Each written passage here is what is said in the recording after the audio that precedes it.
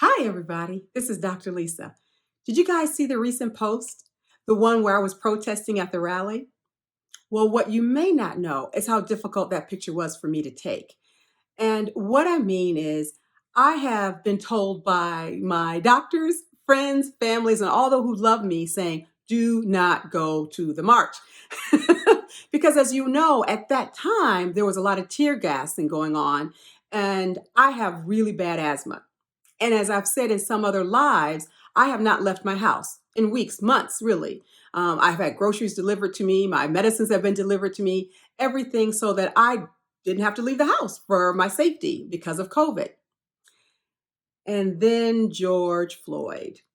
And it touched something in me like it did in all of you and like it did in the world. And I was immediately called to act. And as a fresh family, we did. We immediately donated to the George Floyd Foundation. We donated to the Aubrey Foundation. We donated to other Black organizations to support justice and fairness. We gave to Feed Children. And yet, I still didn't feel like it was enough. And so I was talking to my family and telling them that I didn't feel it was enough. I talked to my friends, my best friend, and they all told me, you've done enough. You're creating these dolls that is leaving a legacy for children, this generation and next generation, to know how powerful, beautiful they are. That's the movement. You've given to memorial funds. You've given to help correct injustices in terms of donations. And I knew they were right. And I knew that they were saying to me, stay home because it was the best interest of everyone.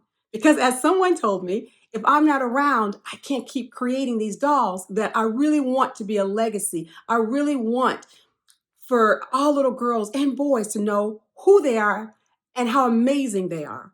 And as I was told, if I go out there and get sick or have an asthma attack, I won't be here to do that.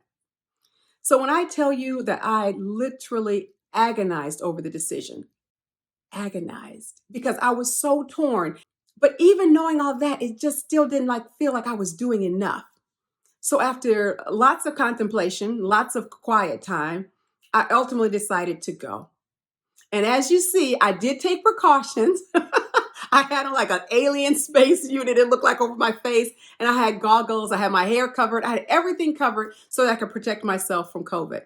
And I will tell you, it was the most amazing experience. I mean, I've marched with the 1 Million Man March in Washington, D.C., I've marched with the Women's March, and now I've marched here with Black Lives Matter. This was different. There is and there was something electric about being there. There was a camaraderie and a bonding that took place. We were all there for the same thing. We didn't know each other, but we were all gathered and connected by our heart's desire to see this world be a better place, to see justice being done. So we marched together, we sang together, we hugged each other. Sorry about the 6 feet distancing, but we did. All because we were all connected to make this world better. And so I just wanted to explain to you that sometimes there are decisions in your life that you have to make that those who love you will not agree with.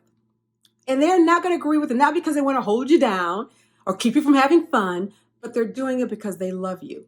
And even though you love them and you want to honor their wishes, there are going to be those times. It's going to be something in your heart. It's going to tell you, you cannot sit this one out.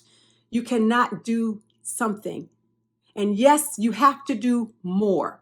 And it was that voice in me that was calling me to do more. And I knew the decision I was making, and I know the risk that I was taking. And I'm still glad that I did. Since the very first time I saw that little girl say that her skin was nasty, at that time I was called to act too.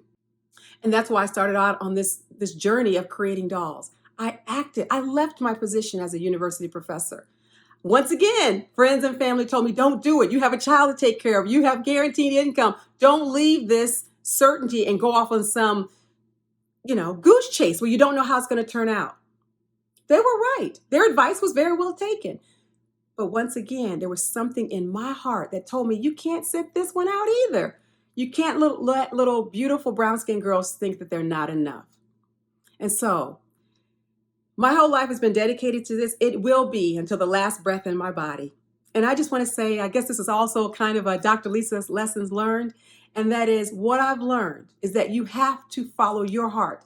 Even when there's good scientific evidence, even when there's good financial evidence, even when there's good advice from those who love you, you have to follow your heart and you have to do what is yours to do. For me, it is uplifting our children, uplifting all children so that they see their beauty in themselves and in their friends. Uplifting so people see that our beautiful skin tones and beautiful cheeks and beautiful eyes and beautiful hair texture, beautiful fashions. That's my role to do in this movement. What is yours? And what are you willing to give to make sure that you have done your part? We're all in this together. Follow your heart. You'll never go wrong.